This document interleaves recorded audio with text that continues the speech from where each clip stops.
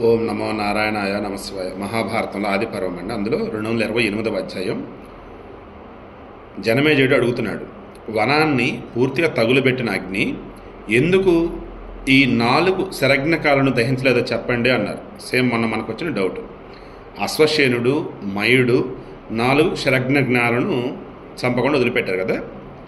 ఇప్పుడు అశ్వశేనుడిని, రాక్షసుడైనటువంటి మయుడిని దహింపకపోవటానికి కారణాలు చెప్పారు.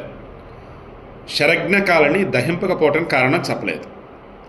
అగ్నిదాహంలో ఈ పక్షి పిల్లలు 4 క్షేమంగా ఉండటం ఆశ్చర్యకరం. దయతో దానికి కారణం చెప్పండి. వైశంపాయనుడు అంటున్నాడు, ఆ భయంకరమైన అగ్నిదాహంలో పక్షులు దహనం కాకపోవడానికి తగిన కారణం అంతటిని వివరంగా చెబుతాను విను అన్నాడు. ధర్మజ్ఞులలో ఉత్తముడు, తపస్వి, కఠోర నియమాలను పాలించే మందపాలుడైన మహర్షి ఒకడు ఉన్నాడు. అతడు ఊర్ధ్వరేతస్కుల అంటే బ్రహ్మచారుల మార్గాన్ని ఆశ్రయించి స్వాధ్యాయపరుడే ధర్మమందు ఆసక్తితో తాపసై ఇంద్రియాలను జయించి జీవించాడు.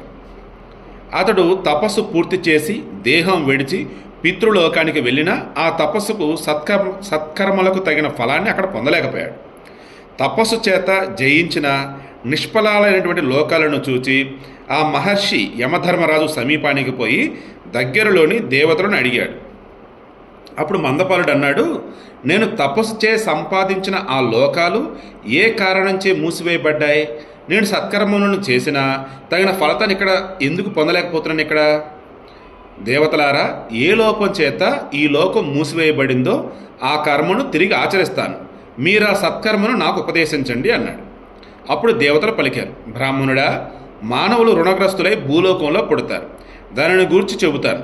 యజ్ఞకర్మలు, బ్రహ్మచర్యం, సంతానం, వీటిచే ఆ 3 రుణాలు తీరిపోతాయి.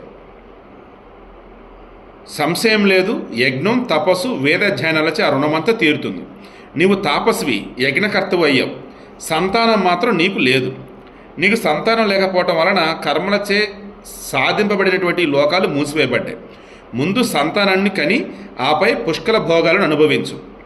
పున్నామ నరకం నుంచి తండ్రిని రక్షించావానని పుత్రుడని వేదాలు ఘోషించాయి. కావున బ్రాహ్మణోత్తమ అపత్యం కోసం ప్రయత్నించు. దేవతల మాటలు విని మందపాలుడు ఎక్కడ శీఘ్రంగా ఎక్కువ సంతానం కలుగునా అని ఆలోచించాడు. ఈ విషయాన్ని ఆలోచిస్తూ ఎక్కువ సంతానాన్ని ఇవ్వగల పక్షులను చేరాడు. సో త్వరగా పిల్లలు పుట్టాలి అంటే పక్షులే. జరిత అనే శారికతో శారికుడై సంబంధాన్ని పెంచుకున్నాడు. సో పక్షిగా మారిపోయాడు. జరిత అనే పక్షితో ఇతను కూడా సంసార బంధాన్ని కంటిన్యూ చేస్తున్నాడు. ఆమె యందు సంస్కారంచే బ్రహ్మవాదులైన 4 కుమారులను జనింపచేశాడు. అండదశలోనే వారిని తల్లితో అక్కడనే విడిచి లపిత అనే పక్షి వద్దకు మందపాలుడు చేరాడు. మహానుభావుడైన మందపాలుడు లపితను చేరేసరికి సంతానంపై మిక్కిలి ప్రేమగల జరిత చాలా ఆలోచనలో పడింది. అండాలలో ఉన్నటువంటి గ్రుడ్లు బిడ్డలను విడువలేక పుత్రశోక పీడితే కాండవనమందే ఉండిపోయింది. సో గుడ్లు పొదగాలి అంటే తల్లి ఉండాలి. సో ఇతను వెళ్ళిపోతున్నాడు, అతని దగ్గరికి వెళ్ళాలి, కానీ గుడ్లను వదిలి రాలేదు. అందుకని కాండవనమందే ఉండిపోయింది. ఎవరు? జరిత. మందపాలుడు ఎక్కడికి వెళ్ళాడు? లపిత దగ్గరకు వెళ్ళాడు. ఆమె తన స్నేహ ప్రవృత్తితో అప్పుడే గుడ్లను వీడి బయటకు వచ్చిన పిల్లలను పెంచి పోషించసాగింది. సో గుడ్లోంచి బిడ్డలు బయటకు వచ్చాయి. ఆ బిడ్డలను పోషిస్తూ ఉంది ఈమె. పిమ్మట ఆ వనంలోనే లభితతో సంచరిస్తున్న మందపాలుడు కాండవనాన్ని దహించడానికి వచ్చినటువంటి అగ్నిదేవుని చూశాడు. అగ్ని మనోనిశ్చయం మెరిగి పుత్రుల బాల్యావస్థను తలుచుకొని మందపాలుడు భయపడి తేజవంతుడు లోకపాలకుడైనటువంటి అగ్నిని తన పుత్రులను రక్షించమని ప్రార్థించాడు. మందపాలుడు పలికాడు కదా, అగ్ని, నీవు సర్వలోకాలకు ముఖస్వరూపుడివి. దేవతలకు హవిస్సును చేరుస్తావు. నీవు ప్రాణుల దేహాలలో రహస్యంగా సంచరిస్తున్నావు. నిన్ను కవులు అద్వైతుడని పిలుస్తారు. దివ్య, భౌమ, జటన, అనల రూపం గల త్రివిధ మూర్తిగా నిన్ను కొలుస్తారు. నిన్ను అష్టవిధ మూర్తిగా ప్రశంసించి భూమి, జలం, తేజస్సు, వాయువు, ఆకాశం, సూర్యుడు, చంద్రుడు యజమాన స్వరూపం. సో ఇలా అష్టవిధ మూర్తిగా ప్రశంసించి యజ్ఞవాహనుడని కూడా చెబుతారు. విశ్వం నీ చేతనే సృష్టింపబడిందని కూడా ఋషులు అందరూ చెబుతారు. నీవు లేకపోతే లోకమంతా నశిస్తుంది. నీకు నమస్కరించి బ్రాహ్మణులు వారి కర్మలచే పత్ని పుత్రులతో ఉత్తమ శాశ్వత గతిని చేరుతున్నారు. అగ్ని, ఆకాశంలో మెరుపు తీగలతో కూడి విహరించే మేఘపంక్తి నీవే అని కొనియాడుతున్నారు. ప్రళయకాలంలో నుంచి బయటపడినటువంటి ఆయుధాల వంటి జ్వాలలు సర్వప్రాణులను నశింపజేస్తున్నాయి. నీ నుంచే ఈ జగత్తంతా పుట్టింది. నీ చేతనే సత్కర్మల విధానం లోకంలో ప్రసరించింది. చరాచర ప్రాణులు నీ నుంచే ఉత్పన్నమవుతున్నాయి. పూర్వం నీ నుంచి జలాలు వచ్చే, నీ యందే ఈ జగత్తు సుప్రతిష్టమై ఉంది.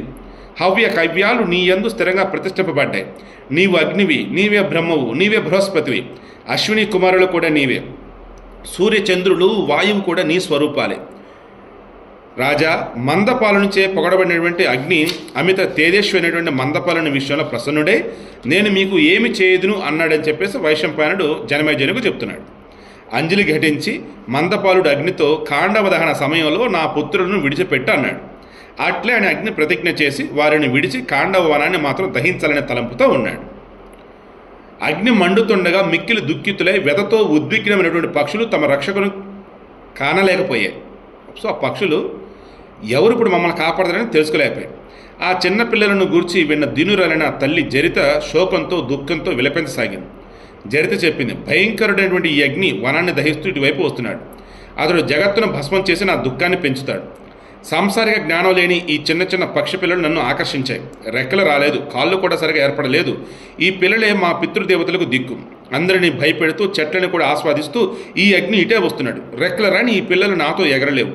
ఈ పిల్లలను తీసుకుని నేను ఎగురలేను, విడిచిపోలేను. నా హృదయం చాలా కలవరపడుతోంది.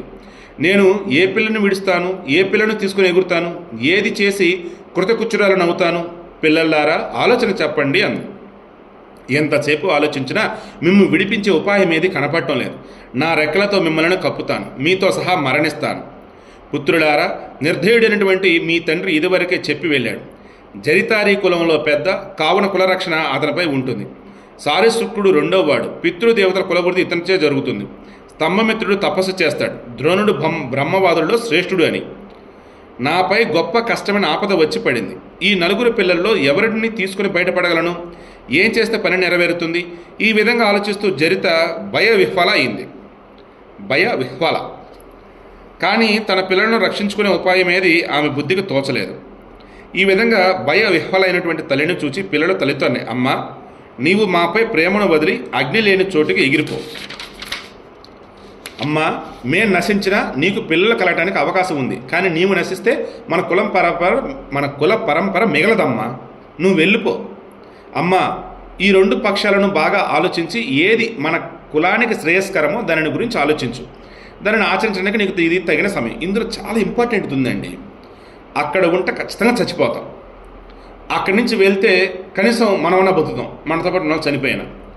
లైఫ్ లాంగ్ ఇది గుర్తుంచుకోండి. తప్పదు అనుకుంటే వెళ్ళిపోవాల్సిందే అక్కడి నుంచి. అంతే తప్ప అక్కడే ఉండి వాళ్ళతో పాటు చచ్చిపోదాం అంటే అంతకన్నా ఫులిష్నెస్ ఇంకోటి ఉండదు. నీవు మా అందరి పుత్రులపై ప్రేమను వీడు, లేకపోతే అందరం నశిస్తాం. ఉత్తమ లోకాలను కాంక్షించే నా తండ్రి సత్కర్మ వ్యర్థం చేయకుండా ఆలోచించు. అప్పుడు జరిత అన్నది, భూమిపై ఈ వృక్షం దగ్గర ఎలుక కన్నం ఉంది. దీనిలోకి త్వరగా ప్రవేశించండి. అగ్ని వలన మీకు ఇక్కడ భయం ఉండదు. మీరు ప్రవేశించాక ధూళితో ఈ రంధ్రాన్ని మూసివేస్తాను. పుత్రులారా, మండే అగ్ని వలన రక్షణ పొందడానికి ఇదే ఉపాయమని నా నమ్మకం అంది. అగ్ని చల్లార్చిన తర్వాత ధూళిని తప్పించి మిమ్మల్ని విడిపిస్తాను. అగ్ని నుండి రక్షింపబడటానికి ఈ ఉపాయం మీకు నచ్చుతుంది అని అనుకుంటున్నాను అంది. పక్షులు పలికే, రెక్కలు లేని మాంసం మొదలైనటువంటి మమ్మలను ఆ ఎలుక తినేస్తుంది. ఈ భయంతో మేము ఈ బిలంలో ప్రవేశింపలేము అన్నారు. అగ్ని మమ్ము ఎలా దహింపడో, ఎలుక మమ్మల్ని ఎలా నాశనం చేయదో, మా తండ్రి సత్కర్మ ఎలా వ్యర్థం కాదో, ఎట్లు మా తల్లి జీవింపగలదో అని దాన్ని ఆలోచిస్తున్నాం అంది. బిలంలో ఉన్న ఎలుక వలన నాశనం కలుగుతుంది, ఆకాశంలోకి ఎగిరితే అగ్ని వలన నాశనం కలుగుతుంది. ఈ రెంటిని పర్యాలోచిస్తే అగ్నిలో మరణించడమే శ్రేయస్కరం, ఎలుకకు చిక్కి మరణించడం హీనం. ఒకవేళ మమ్ములను బిలంలోని ఎలుక తినివేస్తే అప్పుడు మా మృత్యువు నింజమవుతుంది. అగ్నిలో పడి మరణిస్తే అది శిష్టాచారం అవుతుంది అన్నారు. సో వాట్ నెక్స్ట్ రేపు డిస్కస్ చేద్దాం.